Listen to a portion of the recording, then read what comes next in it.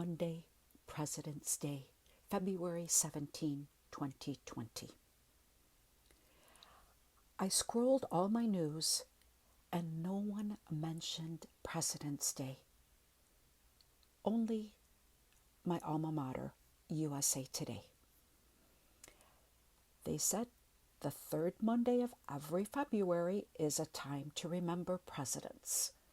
For some, a day off and perhaps go shopping to take advantage of holiday sales.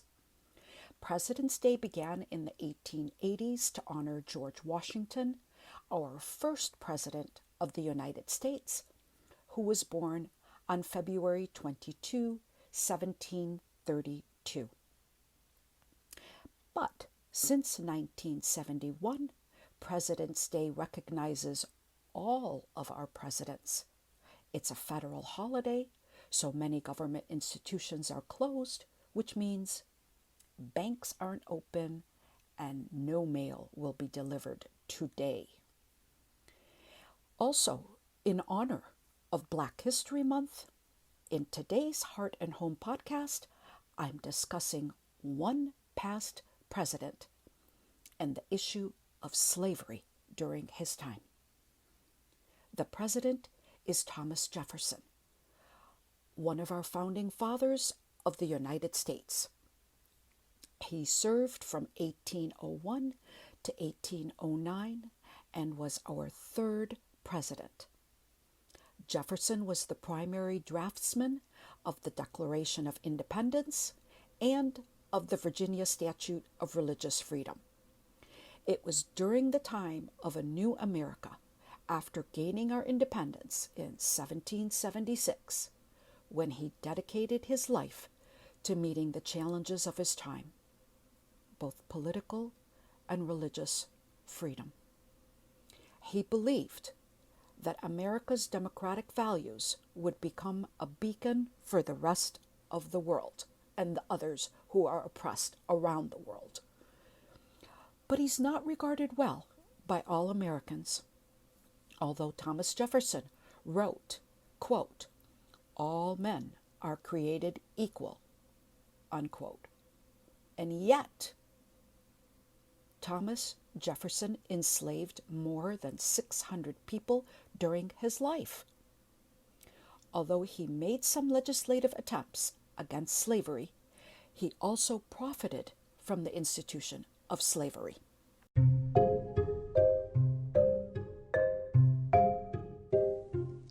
If you haven't heard about Anchor, it's the easiest way to make a podcast. Let me explain how I found out about this. It's free. It's on your app store. There's a creation tool that allows you to record and edit your podcast right now from your phone or computer.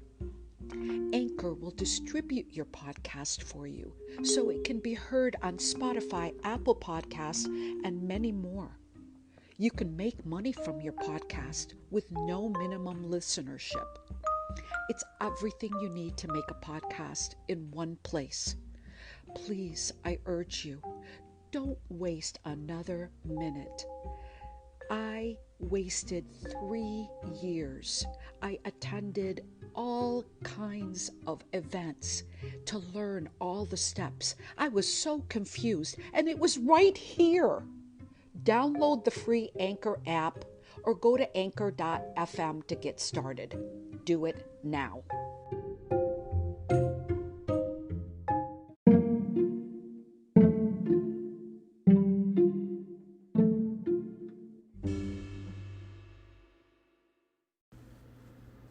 Occasionally, the visitors who take the slavery at Monticello tours think that we're knocking Jefferson off his pedestal. And I try to assure people that that's not the case. What we're trying to do is present Jefferson as a human being.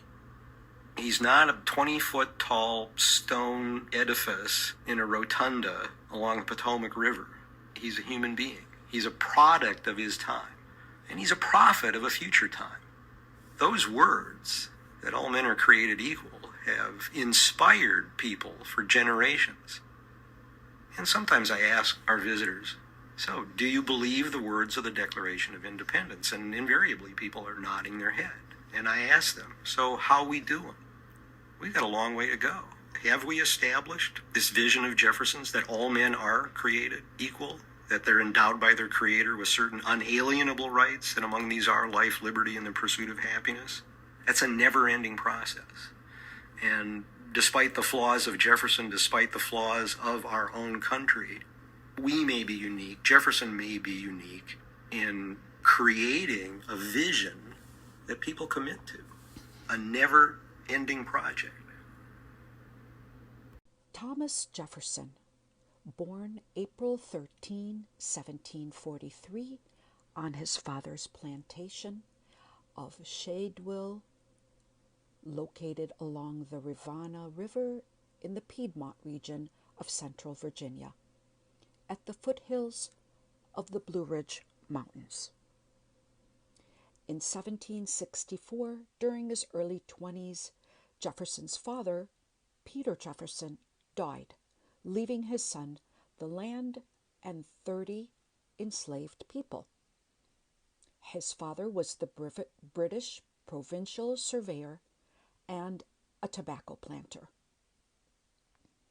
A decade later, in 1774, Thomas Jefferson inherited another 135 men, women, and children after the death of his father-in-law.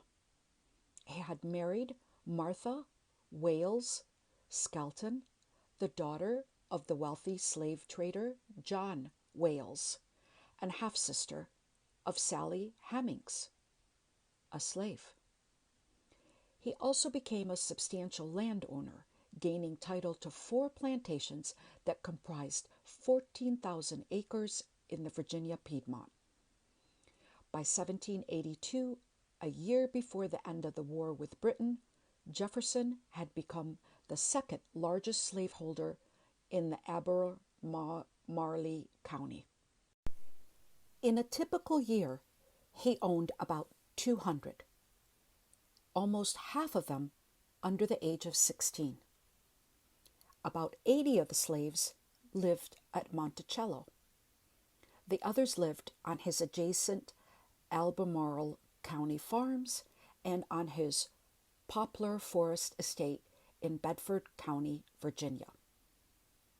Over the course of his life, Thomas Jefferson owned more than 600 enslaved men, women, and children. They ran his farms and built and maintained his home at Monticello. It was at Monticello where Jefferson considered ending slavery. Many of the enslaved at Monticello were from one family that he inherited from his father-in-law's Wales estate. The Hemings family was made up of Elizabeth Hemings and her 6 children, fathered by John Wales. They were the half-brothers and sisters of Jefferson's wife, Martha. The Hemings were the only slaves Jefferson freed in his lifetime and in his will. Years after his wife, Martha's death, Thomas Jefferson fathered at least 6 of Sally Hemings' children. 4 of their children survived to adulthood. Their daughter Harriet and eldest son Beverly were allowed to leave Monticello during Jefferson's lifetime, and the 2 youngest sons, Madison and Eston, were freed in Jefferson's will. Thomas Jefferson died July 4, 1826, at his home in Monticello, Virginia.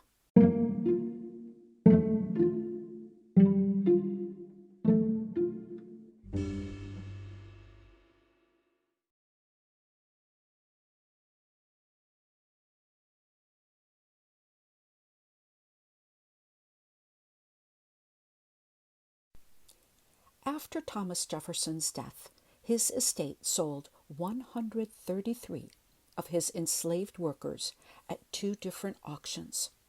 The first took place in 1827, most likely on or near the west portico steps of Monticello.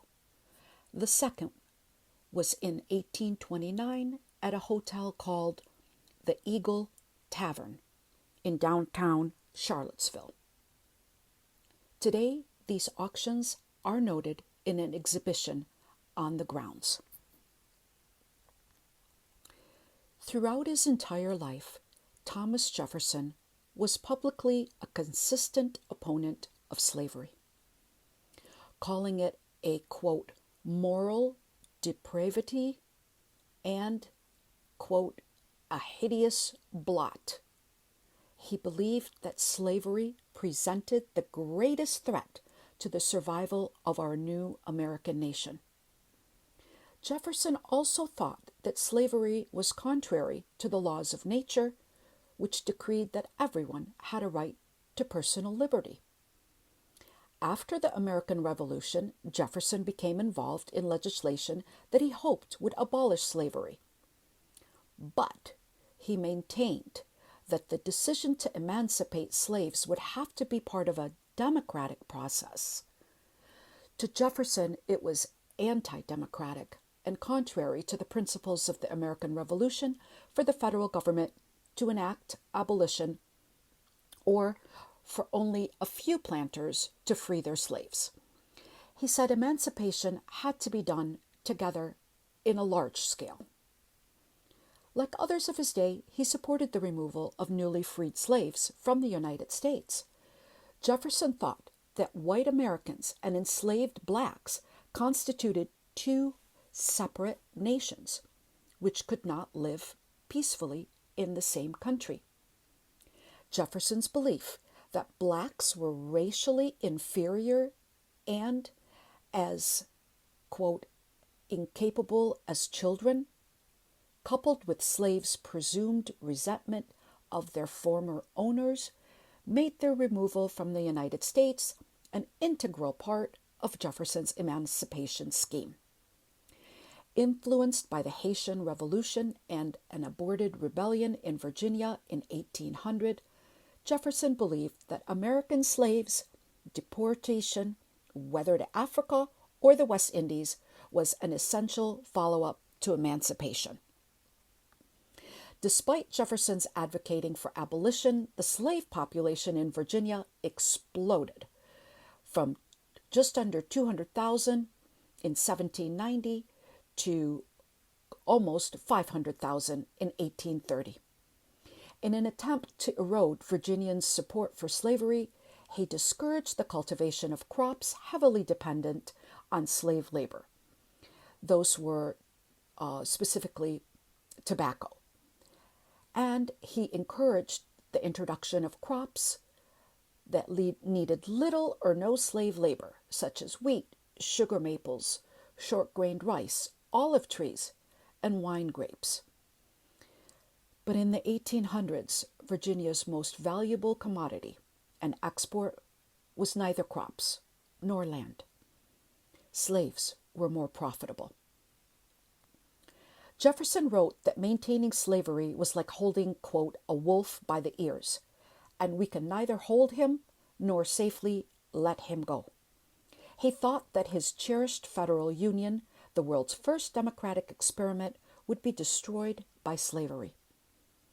To emancipate slaves on American soil, Jefferson thought, would result in a large-scale race war that would be as brutal and deadly as the slave revolt in Haiti in 1791.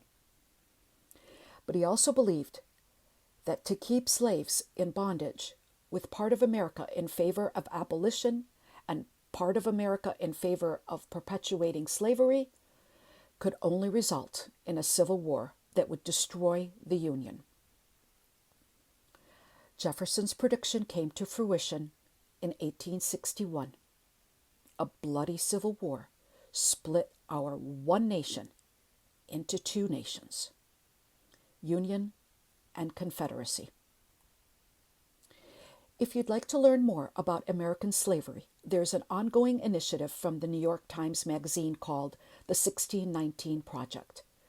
The 1619 Project began in August 2019 with a special issue of the New York Times Magazine containing essays about contemporary American life that have their roots in slavery.